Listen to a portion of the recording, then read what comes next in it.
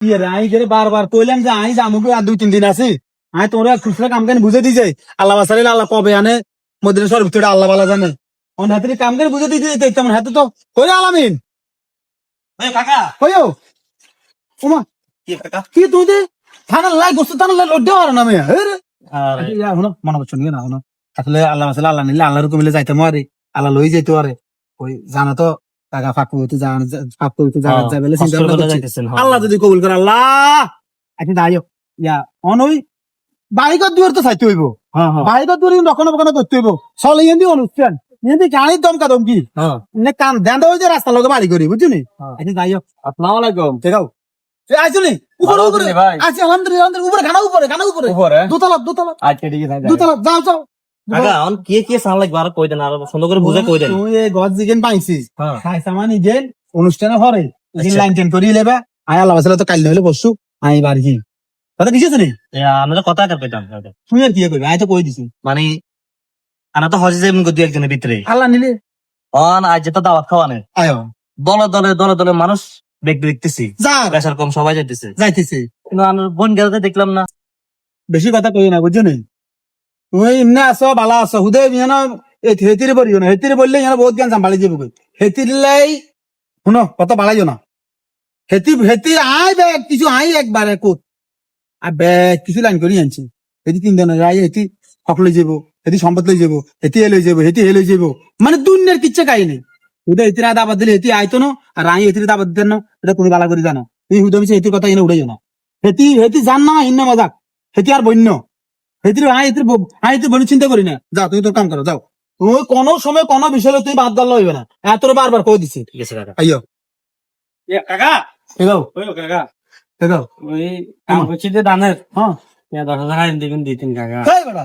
কাকা ইয়ো দেন না ইয়ো ফুকার হইলো আর মা অসুস্থ বুঝছেন নি কাকা দেন না ইয়ো তুই হলাকা বেশি হাজিল বেটা ঠিক কাকা তোর কইছি না বেটা আইও না 6-7 লাখ টাকা কষ্ট করে বেটা অত যাবে চিন্তা ভাবনা করছো অত যাই তোর 10 লাখ টাকা আইও দিবি না যা না কাকা ইয়ো টিয়া লাগবো কাকা আমি যে কষ্ট করি মেঘের মধ্যে দানে কিন্তু আছি কাকা কাকা টিয়া যেন কাকা নারাজ টিয়া লাগবে নাহলে আমার মা অসুস্থ হয়ে যাবো কই। আয় 15 দিন হরে আয় তোর টিয়া দিন যা না কাকা ইয়ো আর নাত টিয়া দেন লাগবে আমি ত্যাগ হ্যাঁ, করি বেটা। কাকা মহলা কি বেটা রাত তো দিন থাকতে কাকা আমি বিপদ হয়ে যাই মারিতে যাবো কাকা দোয়ানোটি আইবো চা দোয়ানোটি আইবো আচ্ছা আহিয়ান তুই আইলে তোর টিয়া দিতেন না ওই কথা তো কই না মারি গেইতেন না তো আহিয়ান তুই আইলে তোর টিয়া দিদিম যা কাকা দেন লাগবে যিগুলো আর কাছে টিয়া আইবো কাম করছে না লগে হিগুলো আর আজ মারবো হচ্ছে টিয়া না বেলে এবারে আইয়া তুই না আইলে এবারে হরে তোর টিয়া হিসাব করে দিব এবারে নজর যাই যা ইজন না লাগে যাচ্ছে বেটা আজ তো সাইকেল আমরা ব্যবস্থা নো কাম নাই চলো আরে বাবা টিয়া কাকা। কা আইবো এতে ইয়ো মা দুড়া লাগা কাকা এর কথা কার কইতাম এর মা বসে দিছি দে দুই মাপ করিয়েন কথা কার ভিতর হ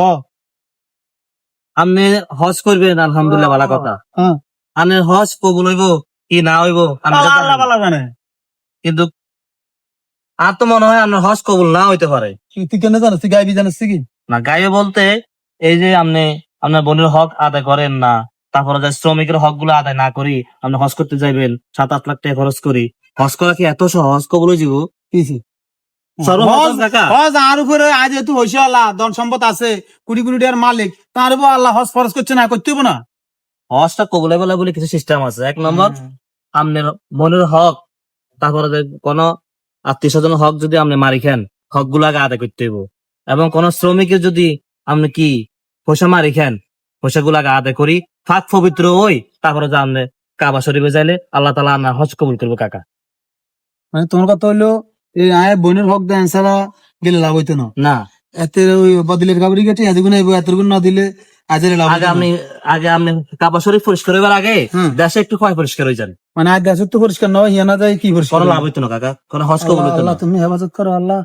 তাহলে আপনি যদি আরো অর্ডার দেন তাহলে আমি আপনার বোনেরও যাই লইয়াই আর শ্রমিকের হক দিদি তুমি এক কাম করো জি তুমি যেহেতু আর কামের বাড়িতে আসো আর কামের কাজে লাগো তুমি কাইলের দিনের ভিতরে জি। আর বোনিরে বলাই এনগে পেলে আমনের ভাই কইছে হে যা পাইতো তার কলা করন ইনশাল্লাহ বুঝে দিবেলে চেষ্টা করিম আর ওই